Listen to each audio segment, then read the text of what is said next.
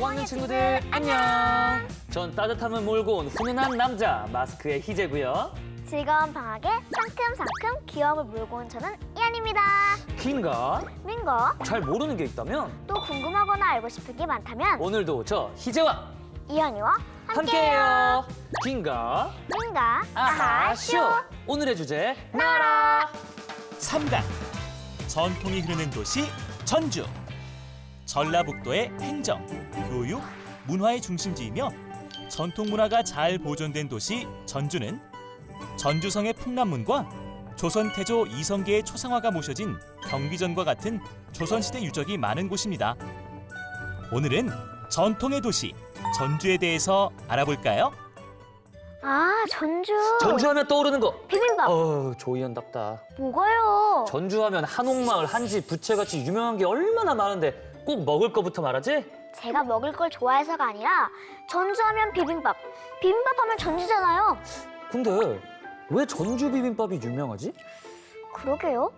비빔밥은 전주에서만 먹나? 에이, 아니지. 비빔밥은 전국에서 먹는데 왜 전주의 비빔밥이 더 유명하다는 거지? 자, 그럼 여기서 첫 번째 긴가민가 주제 들어가 볼까요? 전주 비빔밥은 이성계가 최초로 먹어서 탄생했다. 맞다, 아니다. 아닌 것 같은데. 아니야. 나 이거 지금 느낌이 딱 왔어. 정답! 맞다! 어떤 느낌이었는데요? 이성계가 누구야? 조선을 세운 사람? 그래, 바로 임금이잖아, 임금. 우리나라 음식 중에 임금이랑 관련된 음식이 정말 많거든. 정말요? 그래, 탕평채라는 음식이 있는데 이건 영조 임금이 탕평책이라는 정책을 의논하는 자리에서 처음 선보인 음식이라고 해서 이름이 탕평채야. 그리고 또 임진왜란이 끝난 뒤 광해군 때는 임금님 밥상에 올릴 반찬이 너무 없어서 신하가 갖가지 채소를 이용해서 만든 음식이 바로 잡채래. 그러니까 전주의 비빔밥도 임금인 이성계가 최초로 먹어서 탄생했고 그래서 유명해진 거지. 에이, 탕평채랑 잡채 모두 궁궐에서 만들어진 것 같은데 전주랑 임금님이랑 무슨 상관이에요? 헐, 임금님이 궁궐에만 계시는 게 아니잖아. 전국을 다니며 시찰하기도 하고. 그리고 내가 전주에 대해서 좀 아는데 전주랑 태조 이성계랑 관계가 좀 있어. 무슨 관계인데요? 그건 바로 이성계가 전주 이씨. 말하자면 이성계 맨 위의 할아버지가 전주에서 태어났다는 거지. 아니, 조상이 전주 사람이라고 전주 비빔밥이랑 태조 이성계가 관계가 있다고요? 그뿐만이 아니야. 전주에는 오목대라고 있거든. 이성계가 고려 말 왜구를 무찌르고 한양을 가던 중 오목대에서 잔치를 벌였대. 그러니까 이성계가 전주로 왔잖아. 아, 가긴 갔었네. 그때 이성계가 전주 비빔밥을 먹으면서 아니, 이게 도대체 무슨 맛인가? 왜 이리 맛있는 것인가? 아이고, 편하게 드시라고 해서 비볐습니다. 비볐다. 그렇다면 비빔밥으로 해야겠구나. 이래서 전주 비빔밥이 탄생하게 된 거지. 근데 오빠, 응, 전주 비빔밥 안 먹어봤죠? 먹어봤거든? 그럼 전주 비빔밥에 고추장 쓱쓱 비벼 먹는 거 알아요? 몰라요? 알지. 거기에 참기름 쓱 넣어가지고. 그럼 고추가 임진왜란 이후에 들어온 건 알아요? 오, 우리 이현이 그런 것도 알아? 그럼요. 고추도 안 들어왔으니까 고추장도 없었을 거고. 그런데 이성계가 전주 비빔밥을 먹었다고요? 아니, 이성계가 먹었을 당시에는 고추장이 없었을 수도 있겠지만 나중에 넣었을 수도 있지.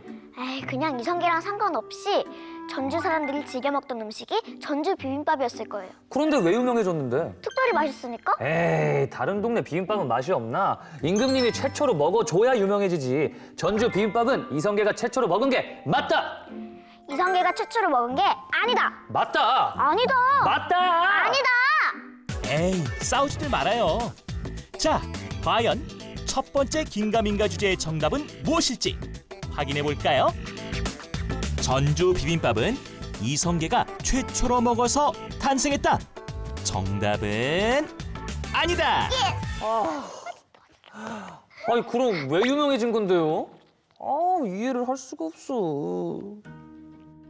밥과 반찬, 국으로 이루어져 있는 한국인의 밥상.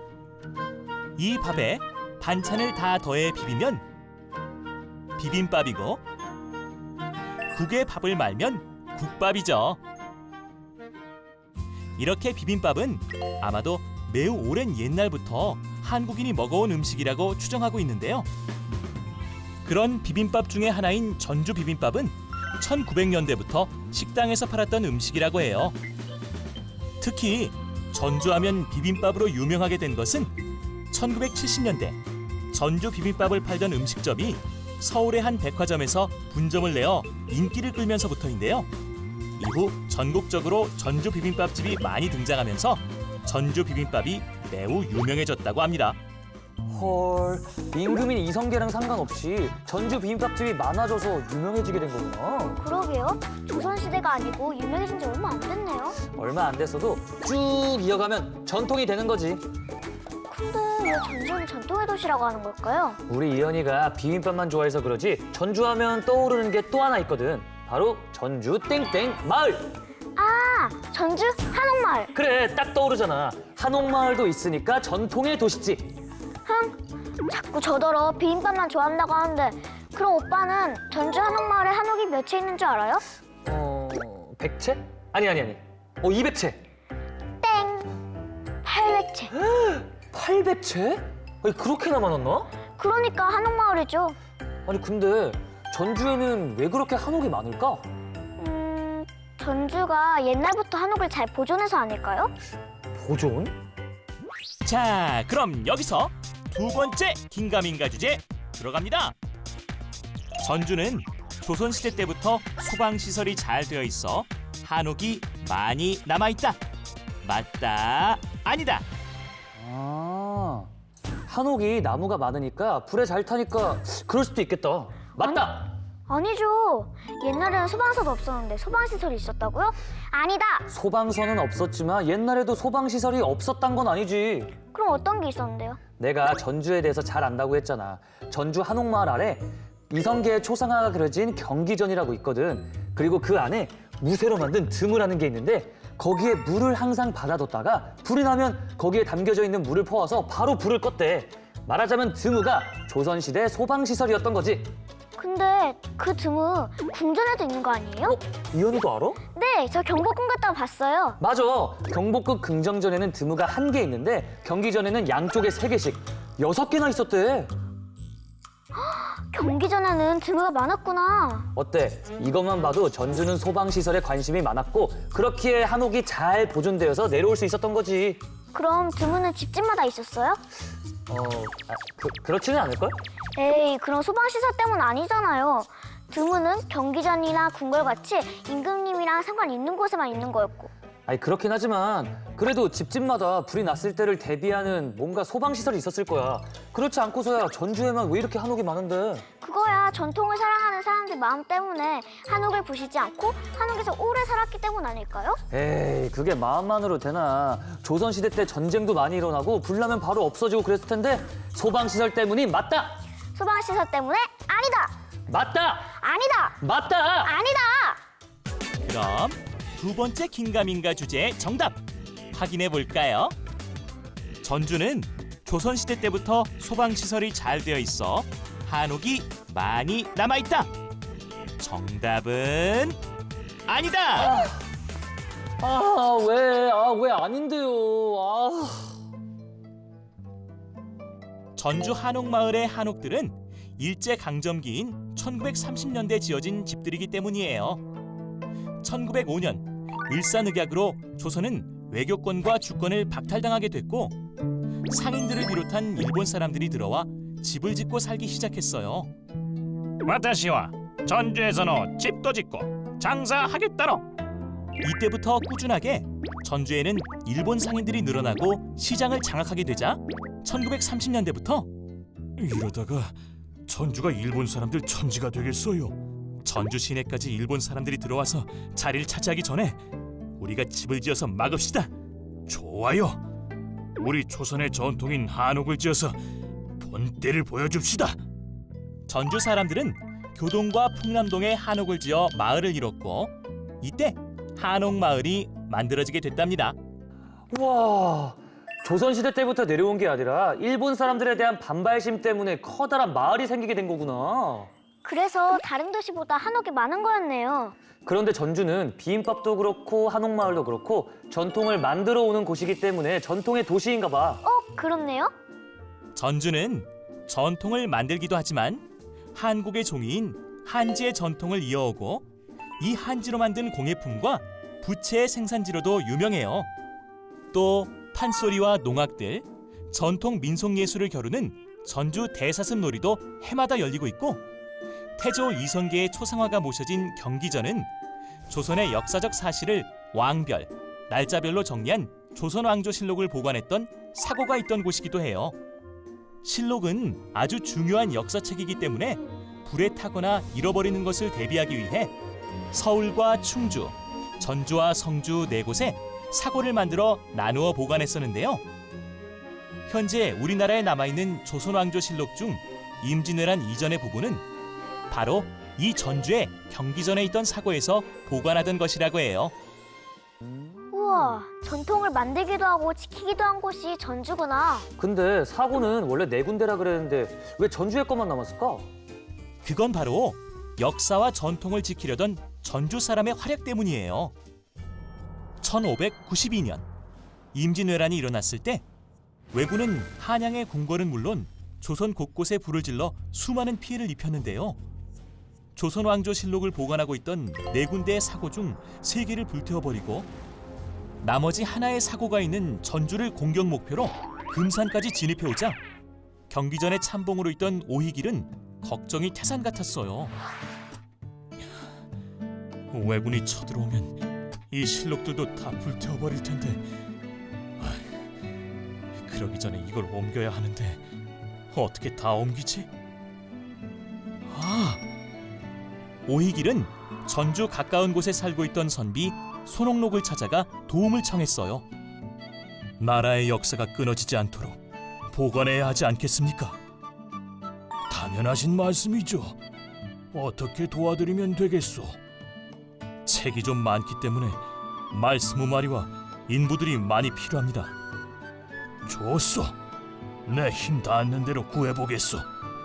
손옥록은 말을 모은 뒤 고향 친구들과 조카 그리고 자신의 집에 있던 하인 30여 명과 함께 전주로 달려갔고 경기전에 있던 태조 이성계의 초상화와 조선왕조실록을 내장산의 용구람으로 옮겨 무사히 보관했다고 합니다. 저때 실록을 안 옮겼으면 조선의 역사 반을 모를 수도 있었겠다. 오희길, 손옥록, 그리고 전주 사람들의 노력이 있어서 우리 역사를 잘 지켜낼 수 있었던 것 같아요. 네, 맞아요.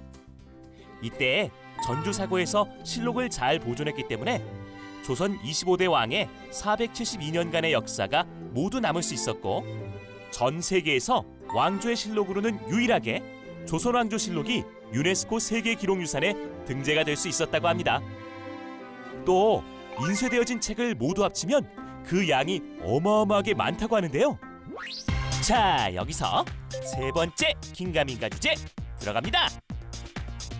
손옥록, 오희길이 보존한 책까지 모두 합쳐 조선왕조실록을 차례로 쌓아 올리면 아파트 12층 정도의 높이다.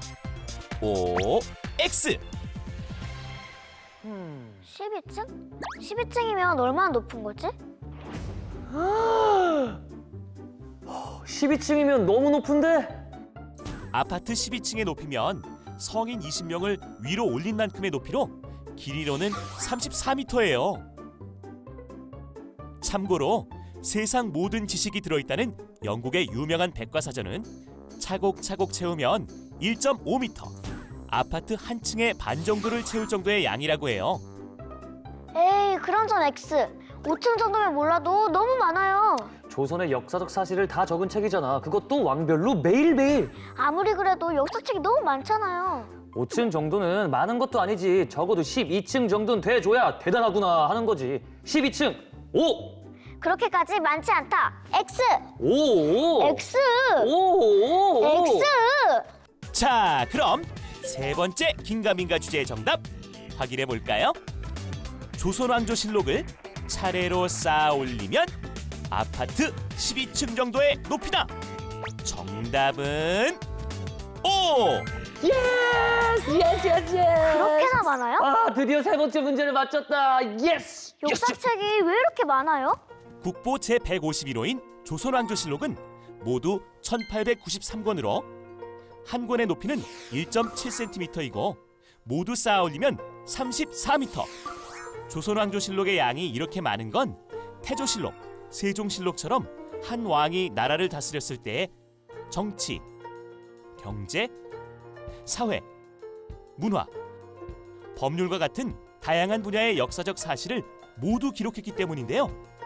왕과 신하들의 정보에서부터 홍수와 가뭄 같은 날씨까지 한 왕이 통치했을 때 일어났던 모든 것을 기록한 역사서이면서 백과사전이기도 했어요. 그렇기 때문에 내용이 많을 수밖에 없는데요.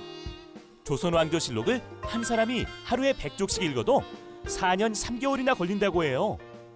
우와, 만약 오회기의 성록 그리고 전주 사람들이 책을 옮겨서 보존하지 않았더라면 유네스코 세계기록유산에 선정되지 못했겠네요. 그러게, 우리 역사도 지키고 기록 유산으로 선정도 되고 우리 인사드리자. 좋아요. 고맙습니다.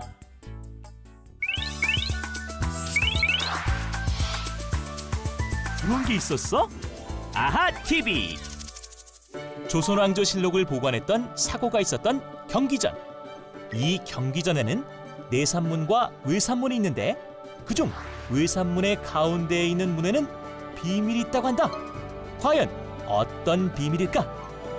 비밀은 바로 바깥쪽의 두 문으로는 사람이 지나갈 수 있지만 가운데 문으로는 사람은 절대 지나갈 수 없다는 사실.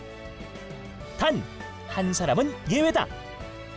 사당 안에 있는 이 초상화의 주인공 이성계만 지나갈 수 있다. 그렇기 때문에 외산문의 가운데 문은 1년에 단 하루 이성계의 제사가 있는 날만 열린다고 한다.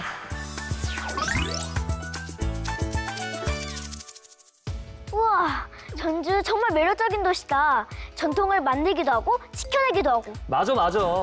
오빠, 저 결정했어요. 뭘? 이번 겨울방학에 꼭 전주에 다녀올 거예요. 나도 갈래. 전주에는 비빔밥 말고도 맛있는 게 너무 많대. 가야지 이제. 자, 친구들, 오늘은 전주에 대한 긴가민가 궁금한 것이 좀 풀리셨나요? 다음 시간에도 더 재밌는 주제로 찾아올 테니까 겨울방학도 훈훈한 남자 희재와 상큼발랄 이연희의 긴가 민가 아하 쇼. 다음 시간에 꼭꼭꼭 만나요. 안녕.